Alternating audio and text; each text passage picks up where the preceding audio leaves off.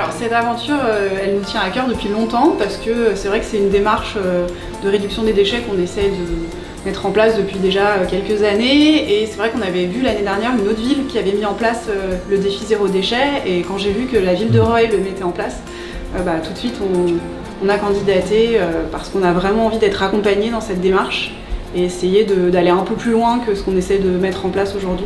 À ce moment-là, vous reviendrez ici. Je crois que la démarche est d'être éco-citoyen, en fait, on va dire. Et le but de la manœuvre, c'est effectivement de regarder un petit peu quelle est notre contribution à améliorer, je dirais, l'environnement, d'éviter justement cette collecte de déchets qui commence à devenir de plus en plus importante. La démarche là va nous obliger, entre guillemets, sans que ce soit une obligation contraignante, je dirais, à faire plus attention à peut-être à notre mode de consommation, à regarder un petit peu ce qu'on fait de nos déchets, enfin, etc. C'est un défi qui nous touche parce que tout ce qui est déchets que l'on produit, on est dans une démarche de pollution, et nous on est dans une réflexion autour de protéger notre environnement. Donc la réduction des déchets, c'est une réduction sur laquelle nous on peut agir directement, d'autres sur lesquelles on aura plus de mal. Celle-là, elle est à notre portée dans un premier temps, donc c'est la première sur laquelle on a voulu se raccrocher dans cette démarche environnementale. Là, le défi, ce qui j'espère va être bien, c'est de le faire de façon amusante, de le faire de façon ludique, d'être en groupe. Parce que bon, les contraintes, c'est bien, mais s'il faut tous les jours faire attention à tout, c'est pas très drôle. Donc là, si ça peut être ludique et puis qu'après on en prenne l'habitude sans vraiment y penser, dans ce cas-là, c'est tout bénéfice pour tout le monde.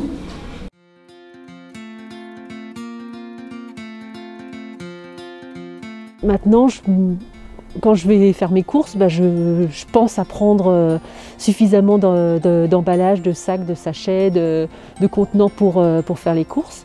Et c'est simple à faire. Les commerçants acceptent volontiers la démarche et ça marche bien. Donc l'équipe Zéro Déchet organise des ateliers qui nous permettent d'échanger. Donc ça permet d'avoir entre nous, entre participants, des trucs et astuces, des infos sur ce qui marche pas en fonction des expériences de chacun. C'est une première partie riche en informations et en enseignements, qui de surcroît est assez convivial et agréable à suivre. Donc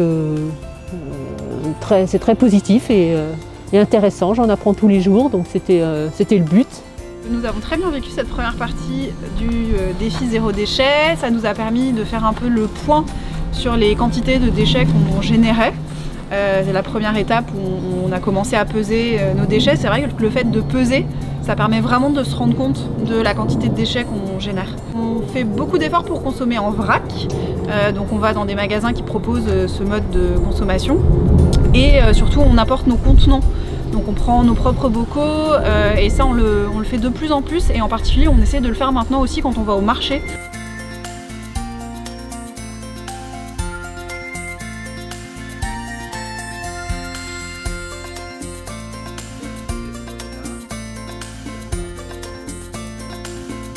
C'est effectivement bluffant, c'est-à-dire que sans changer fondamentalement nos habitudes en termes de cuisine ou de façon de s'approvisionner en produits, on peut constater une baisse importante de la quantité de déchets, juste en allant choisir des produits qui sont emballés différemment, donc avec moins de suremballage.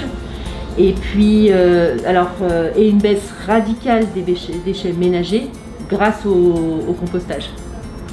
Donc si je regarde rapidement, ce qu'on venait de voir, on a divisé par 10 la quantité de déchets ménagers, avec une bonne partie, peut-être 60%, qui part au compost, et le reste qui est lié au fait d'avoir choisi des produits présentés différemment, emballés différemment, et qui génèrent moins de déchets. Par exemple, fabriquer certains produits soi-même, ça peut très bien se faire dès qu'on a un petit peu de temps, pendant les vacances, dans un contexte comme ça. Et puis après, je n'écarte pas le fait que ça devienne plus habituel. Une chose qui est claire aussi, c'est le compost, parce que c'est simple à mettre en œuvre, à utiliser.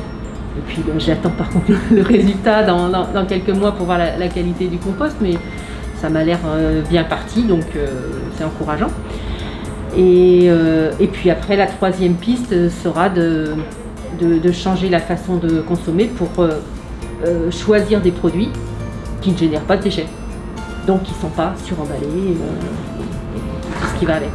On avait déjà entamé une démarche de réduction de nos déchets, simplement sans objectif fixé ou sans ce défi. Ça nous a permis finalement de formaliser dans nos têtes cet engagement et de se dire allez, on va aller jusqu'au bout, on va essayer d'en faire un maximum. Au final, effectivement, ça nous a fait changer un certain nombre d'habitudes dans nos habitudes de consommation, de passer vraiment sur du vrac quasi systématique. On va très peu dans les supermarchés. Je pense que vraiment un point qui a été important, c'est le fait de se mettre face aux quantités. Alors on a dit qu'au-delà de les peser, il y a aussi le volume et la masse que ça représente qu'on est capable de voir. Mais le fait de mettre des chiffres derrière et de les visualiser avec l'appli qui était effectivement très pédagogique, avec des systèmes de couleurs, des histogrammes, ça permet vraiment de se rendre compte de ces efforts. Donc ça, je pense que c'est un vrai point pour nous aider à nous accompagner dans la démarche. On faisait déjà du fait maison sur certaines choses, les yaourts par exemple. Après, voilà, on l'a développé sur d'autres choses. Le pain, on le fait beaucoup plus qu'avant. On continuait à acheter, par exemple, pour les enfants, du pain industriel. Et là, on s'est dit, bah non, maintenant, ça fera moins d'emballage. On va faire plus de pain maison. Alors, c'est pareil, on se dit, ça va nous prendre du temps, mais finalement, une fois qu'on l'a rentré dans ses routines, c'est le soir, on lance la machine, le pain il cuit pendant la nuit, et finalement, c'est pas tellement plus chronophage que d'aller au supermarché acheter son sachet de pain.